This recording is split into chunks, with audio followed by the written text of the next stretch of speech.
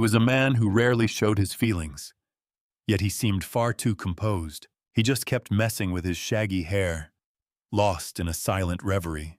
Wondering at his audacity, I moved on to my final point. You'll surely ask in return, where did the culprit enter, and how did they escape? Indeed, without that crucial detail, all else we've uncovered means nothing. But alas, even that, I managed to unearth myself. The investigation that night showed no trace of the culprit's exit. Yet, with a murder committed, the culprit must have come and gone.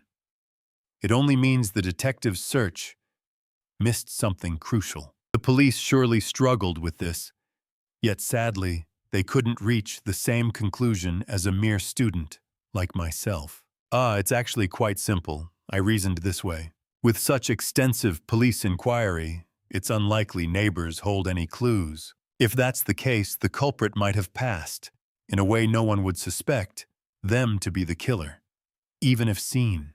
And anyone who saw them simply dismissed it, not deeming it significant. In short, by exploiting the blind spot of human attention, just as our eyes have one, so does our focus. Perhaps the culprit hid themselves, much like a magician makes a large object vanish right before the audience's eyes. So the place I focused on was Asahiya, the soba shop, one door down from the old bookstore. To the right of the bookstore stood a clock shop and a confectionery. To the left, a tabi shop and the soba place. I went there and asked if anyone had borrowed the restroom around 8 that night, the time of the incident. You know Asahiya, right? Its shop floor extends straight back into a rear gate with a restroom right beside it.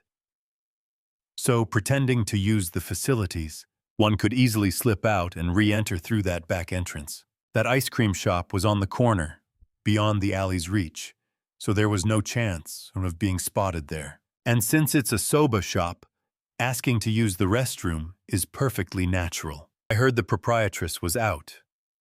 That night, only the master was in the shop. It was tailor-made for it.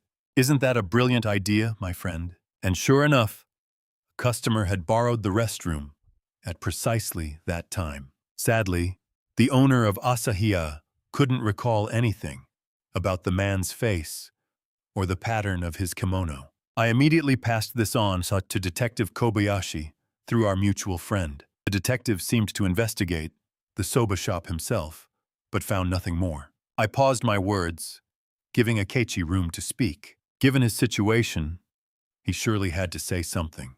Yet he just kept scratching his head, utterly unperturbed. Up until now, I'd used indirect speech, out of respect, but I had to switch to a direct approach. Akechi, my friend, you understand what I'm saying, don't you?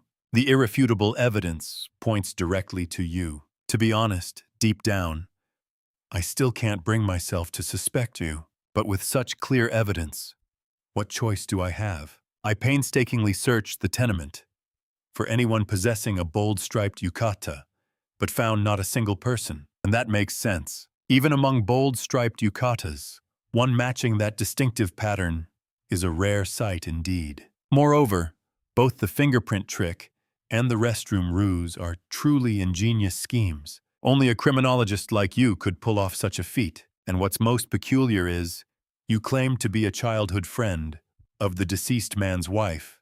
Yet, that night, during her background check, though you listened nearby, you said absolutely nothing. So the only hope left is the presence or absence of an alibi.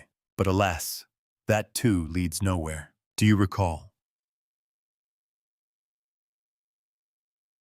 On your way home that night, I asked where you were before reaching Shirabai-ken. You replied you'd been strolling around the area for about an hour. Even if someone saw you walking, stopping to use a soba shop's restroom during a walk is quite common. Akechi, my words, are they mistaken? Tell me then. If you can, let me hear your explanation. Dear readers, when I pressed him this way, what do you imagine the eccentric Akechi Kogoro did? Do you think he slumped forward, in shame, perhaps? Far from it.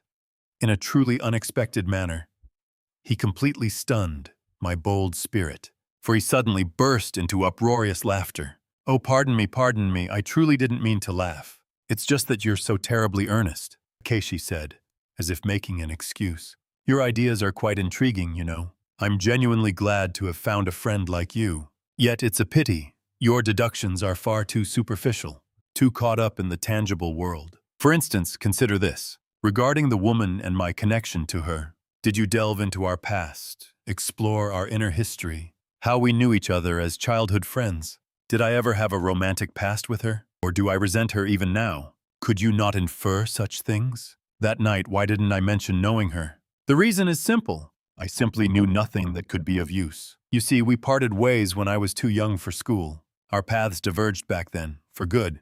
Though it's true, I recently discovered this by chance, and we've spoken a few times since then. Then, for instance, what about the fingerprints? How should we interpret those? Do you truly think I just stood by, doing nothing after that? I've been quite busy myself. I've been haunting D Zaka almost daily. Especially I frequented the old bookstore. There, I cornered the owner and pressed him for details. I confessed then that I knew his wife, which surprisingly worked in my favor. Just as you learned of the police's movements through your newspaper contacts, I drew my information from that bookstore owner. The fingerprint matter soon became clear to me. It struck me as odd, so I investigated. Haha, it's quite a joke, actually. The light bulb's filament was broken. No one had turned it off. My assumption that the light came on when I flicked the switch was wrong. In my haste, I jostled the lamp, and the broken tungsten filament reconnected. Of course, my fingerprints were the only ones on the switch. It's only natural.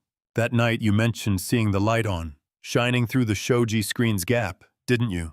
Which means the bulb must have broken afterward. Old light bulbs, you know, can simply burn out, even without any interference. And as for the color of the culprit's clothes, it's better if I show you rather than explain it myself. He said this, then rummaged through the stacks of books around him, digging here and there, a quiet excavation. Eventually, he unearthed a single, worn foreign book. Have you ever read this, my friend? It's Münsterberg's Psychology and Crime. Just read the first 10 lines of the chapter titled Illusion. As I listened to his confident reasoning, I gradually began to realize my own missteps. So I took the book as he instructed and started to read. There, roughly the following was written. Once there was a case of automobile crime. In court, one witness, sworn to tell the truth, claimed the road in question was entirely dry and dusty. Another witness swore it had been raining heavily, and the road was nothing but mud. One person said the car in question was moving slowly, while another stated they'd never seen a car drive so fast. Furthermore, the former witness claimed only 2 or 3 people were on that village road. The latter testified to a multitude of passers-by, men, women, and children. Both of these witnesses were respectable gentlemen, people with no conceivable motive to distort the truth. As I finished reading, Akeshi turned another page of the book and spoke. This truly happened, you see. Now there's another chapter here, the memory of witnesses. Midway through it, there's an account of a pre-planned experiment. It touches upon the very subject of clothing colors. It might be a bother, but do take a moment to read it. The article was as follows. Excerpt. To give you an example, the year before last, this book was published in 1911 in Göttingen. An academic gathering of lawyers, psychologists, and physicists was held. Naturally, all those assembled were individuals skilled in meticulous observation. In that town, a carnival revelry was underway, a vibrant, bustling festival. Suddenly, in the midst of this scholarly meeting, the doors burst open. A clown, in gaudy attire, leaped in as if driven by madness, and then, behind him, a black man was seen pursuing, a pistol clutched in his hand. In the middle of the hall, they traded fearsome shouts, a confrontation filled with angry words. Then the clown suddenly collapsed onto the floor. The black man lunged upon him, and then, pop, went the pistol. Instantly, both figures vanished from the room, as if they'd been erased from existence. The entire incident unfolded in less than 20 seconds. Of course, the onlookers were profoundly startled, yet apart from the chairman, no one there realized that the words and actions had been rehearsed beforehand, or that the entire scene had been captured on film. The chairman asked everyone to keep a precise record. He said it would eventually reach the courts. It felt like a natural request at the time. Their written accounts, it turned out, were flawed, full of errors shown by the numbers. Out of 40, only 4 could tell. The black man's head wore nothing at all. Others wrote of a bowler hat, some even a silk hat. It was quite a sight. About his kimono, some said red. Others recalled it was brown. Some spoke of stripes, or the soft shade of coffee. So many colors, a tangled memory. Yet the black man, in truth, wore white trousers and a black jacket, a large red tie, a splash of bold truth. As Münsterberg wisely explained, Akechi began, human observation, human memory, they are truly unreliable things. Even scholars, like those in this example, couldn't distinguish the colors of clothes. Is it unreasonable for me to think the students that night misremembered the kimono's color? Perhaps they saw someone. But that person couldn't have worn stripes. No striped kimono at all. And certainly it wasn't me. Your idea of a striped yukata, seen through the lattice, is quite interesting. But isn't it a little too convenient, perhaps? At least, rather than believing such a coincidence, wouldn't you rather believe in my innocence? Finally, about the man who used the soba shop's restroom. On this point, I thought the same as you. I really believed there was no other path for the culprit outside that Asahiya, so I went there myself to investigate.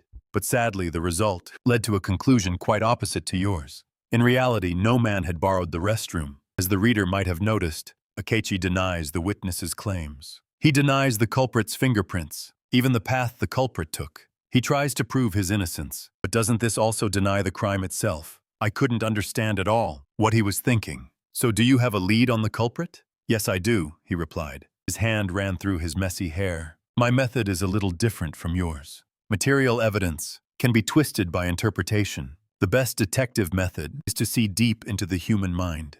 But this depends on the detective's own skill. Anyway, this time I focused on that particular aspect. What first caught my attention was the fresh wounds on the old bookseller's wife. Soon after, I heard whispers of similar wounds on the soba shop owner's wife. You know this, I'm sure, yet their husbands don't seem like violent men. Both the bookseller and the soba shop owner are gentle, understanding men. I couldn't help but suspect that a hidden secret lay there. So I first approached the bookseller and tried to coax the secret from him. He relaxed a little, seeing me as an acquaintance of his late wife. So it was relatively easy, and I managed to uncover a strange truth. Now, the soba shop owner, despite his appearance, is quite steadfast. Getting answers from him was tough, but I used a certain method and succeeded quite well. You know about the psychological association test, right? How it's used in crime investigations now. It's that method where you give simple trigger words and measure the suspect's response time to them. But I believe it's not always limited to simple words like dog or house or river,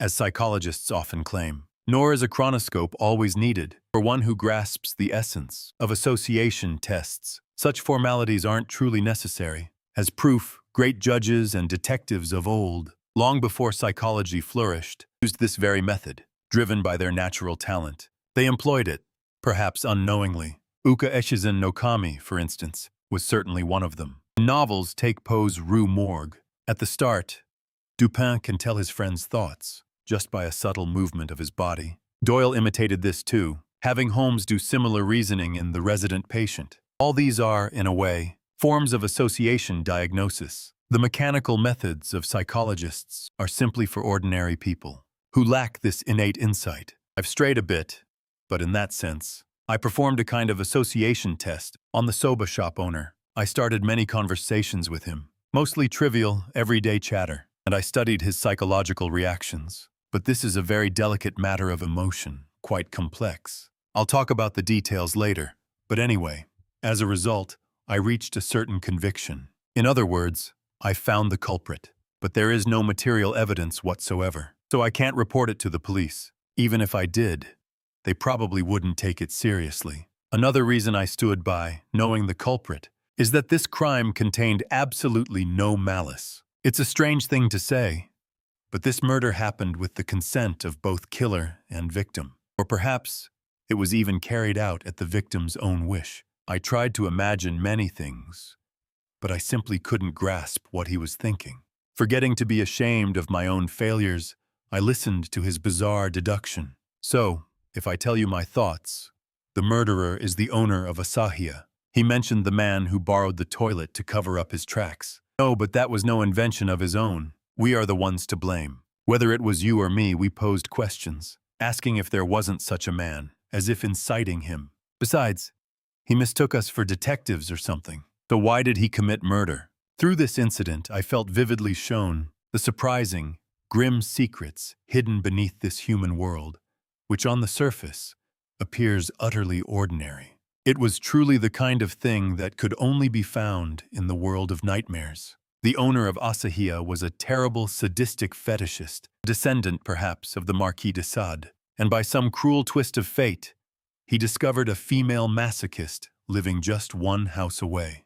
The second-hand bookseller's wife was a masochistic fetishist, no less than him, and with the cunning peculiar to such afflicted individuals, they committed adultery without anyone ever discovering them. You understand what I meant when I said it was a consensual murder, don't you? Until recently, they each barely satisfied their pathological desires through their legitimate husbands or wives. The similar old wounds on both the second-hand bookseller's wife and Asahiya's wife are proof of this. But it goes without saying that they were not satisfied with that. So, when they discovered the person each was seeking, right in their immediate vicinity, it's not hard to imagine a swift understanding formed between them. But the outcome was a trick of fate gone too far. Through the synthesis of their passive and active forces, their madness gradually multiplied. And finally, that night, they brought about this incident, an event they surely never wished for. Hearing Akechi's bizarre conclusion, I involuntarily shivered. Good heavens, what an incident this is! Just then, the lady from the tobacco shop downstairs brought the evening paper. Akechi took it and looked at the social news page. Then soon, he sighed softly and said, it seems he finally couldn't bear it anymore. And he turned himself in. What a strange coincidence to come across such a report, just as we were discussing it. I looked where he was pointing. There, under a small headline, about 10 lines reported that the soba shop owner had confessed.